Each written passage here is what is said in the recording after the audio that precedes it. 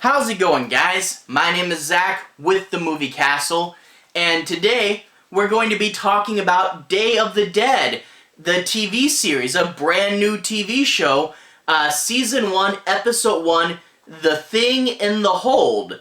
This is from 2021, directed by Steven Kostanski, starring Keenan Tracey, Doheny, and Natalie Malaika.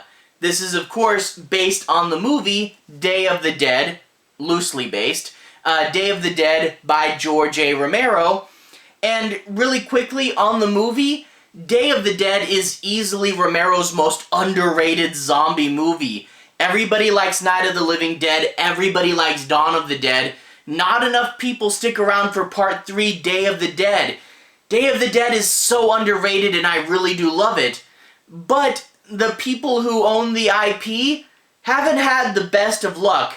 Before this, they made 3 movies, and you have Day of the Dead, The Need to Feed, which was super cheesy, but kind of fun because of that. But you get bit by a zombie in that movie, you crawl up the wall like you're Spider-Man. Then you had Day of the Dead Bloodlines, which was a lot better, but far from perfect. The decision to make Bub a really evil, like, sexual assault zombie, not the best choice ever, because Bub's supposed to be sympathetic, right? So, don't turn him evil. That was the big fault with Bloodlines. But then you had Day of the Dead 2, The Need to Feed. And the entire Romero zombie extended franchise is over 25 films. Out of all those films, Day of the Dead 2, The Need to Feed, is a strong, and I mean strong, contender for being the worst one. It is weird, makes very little sense, has an aliens subplot, and also, it's from the team that brought us Creepshow 3, so yeah, Day of the Dead has not had much luck, but I was kind of rooting for this new series. I thought this might finally be the spin-off that's really good. I saw the trailers look good, and I'm like, cool, I want to watch this show. I want it to be good. And I'll stick around for episode 2 and 3. I'm giving this series more of a chance. I believe there is hope for this series, and I believe it's going to get good. But all that being said, this first episode had some major problems, and let's do the gist of it right off the bat.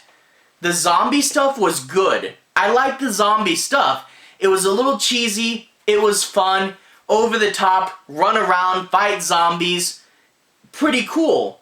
The problem was the human parts. The human parts were kind of scattered all over the place. Way too many, just rambling plots, and all the plots were about cartoonishly evil jerks. That's the thing, like, it's hard to do a jerk character. If you were doing Creepshow, make a guy a cartoonishly evil jerk, then give him his supernatural comeuppance, right?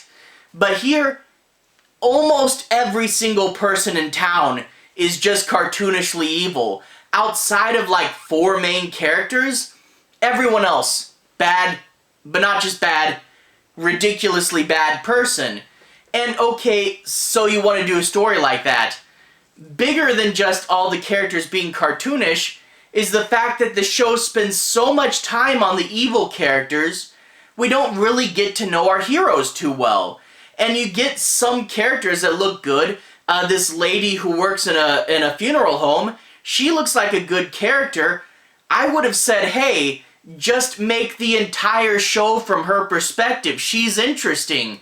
But instead, she's not in there near enough. I liked her.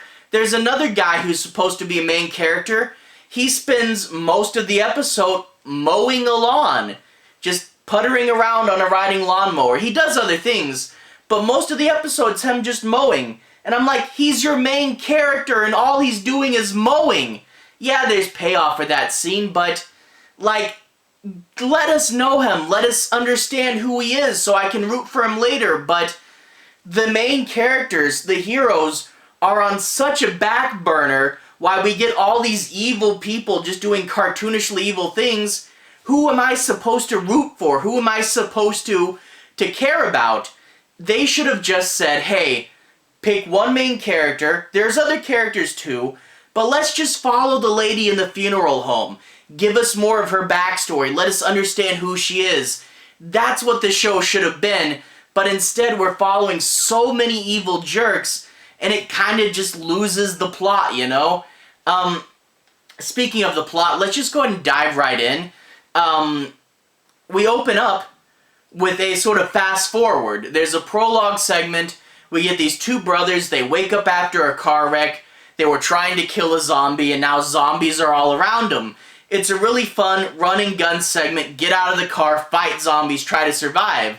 Just when they think they're overwhelmed, the funeral home lady and their mom show up to save the day. And they pull the two kids out of there, and they're good.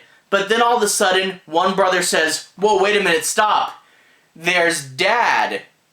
And the camera looks over, and you see that their dad's not only dead, so he's a walker now, but he's Bub the Zombie. That's a good hook. The zombie from the original movie. We're gonna see who he was beforehand. That's a cool idea. I like that. I was hooked. And then we go back to the past, and you see why they had to have this sort of, you know, fast-forward prologue section. It's because when we go back to the past, we go back to the people. And the humans, this section is not great. Basically, you have three major plots going. You have this drill site, and in this drill site, they're drilling down, and they uncover a hidden cave. They send one person down in there, and she finds in this cave there's this guy chained up with a mask on his face, and he looks to be dead. So she calls the police, and the drill site people say, whoa, whoa, whoa, we don't want our business interrupted, and they shoo the police officer away, but the girl and the police officer are going to team up to try to uncover the mystery behind this dead body in this cave. Well, then you cut to the kid's mom, who is a politician, who feels she should win in a landslide, but because of the fracking, the drill site from previous, because of the fracking, the town has come divided on her. And how they handle fracking in this show is very just uninformed, you know? They portray fracking as a bunch of people who are just evil and want to poison this town to make money. And the issue is a lot more complex than that, and fracking's new, and to put it simply, we don't know the long-term effects yet. But I want to say, you know, if you want to make an anti-fracking piece, put together an argument, put together points, tell me things I haven't heard before, and make me leave the episode going, oh yeah, that's a bad thing. But instead of doing that, it's just, haha, let's poison people to get money, and it's just not a well-rounded look at the subject. And you can be pro, you can be against, I really don't care, but at least make a well-rounded argument. But like I said, all the evil people in the show are just cartoonishly evil, and good luck with a well-rounded argument there. But anyway, she's campaigning, and she has her two sons, who are, of course, off into their own little brands of mischief, and she wants them to be nice because she has to win the election. Which, all the build-up for that, obviously zombies are going to come, so that's never going to happen, but whatever, that's beside the point. Then you have the lady who works in the morgue.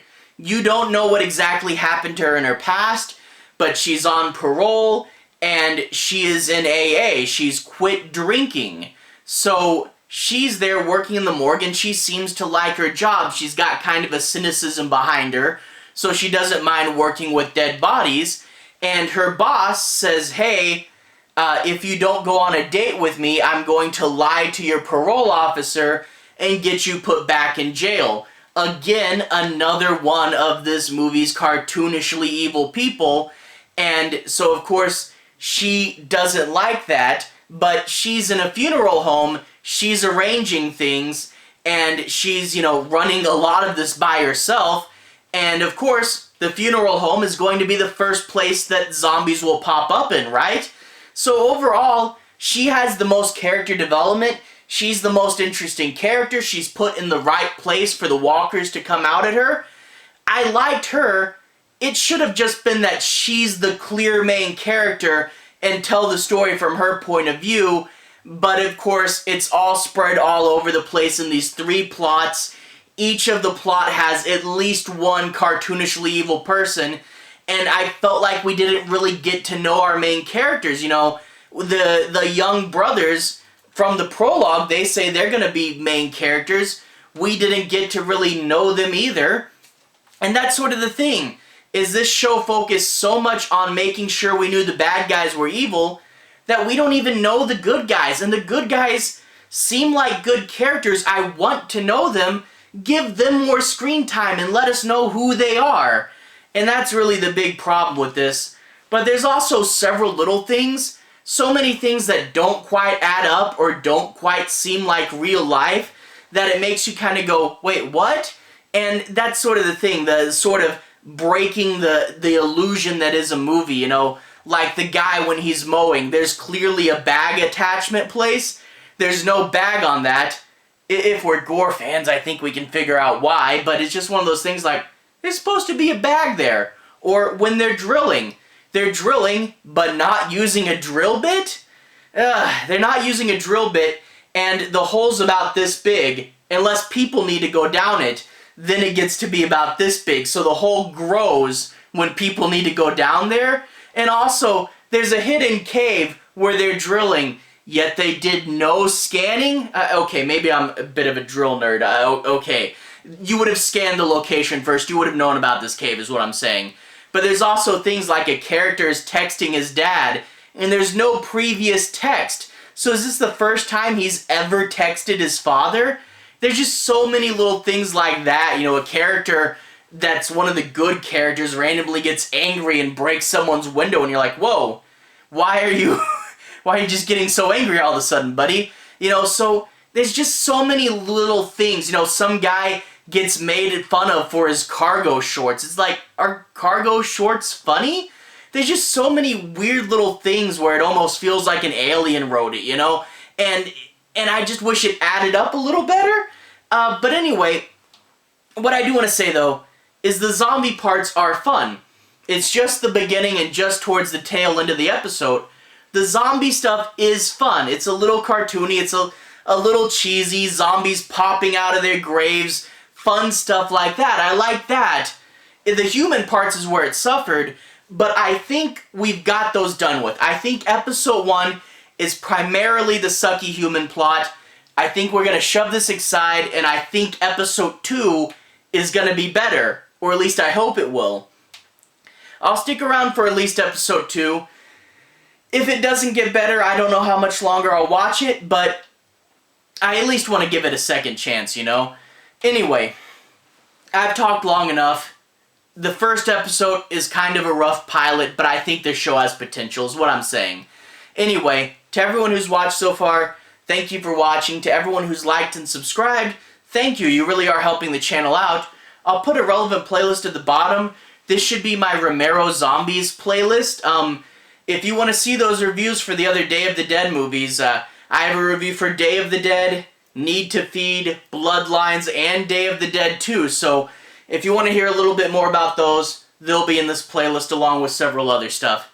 Anyway, have a good day. I'll see you guys again very, very soon.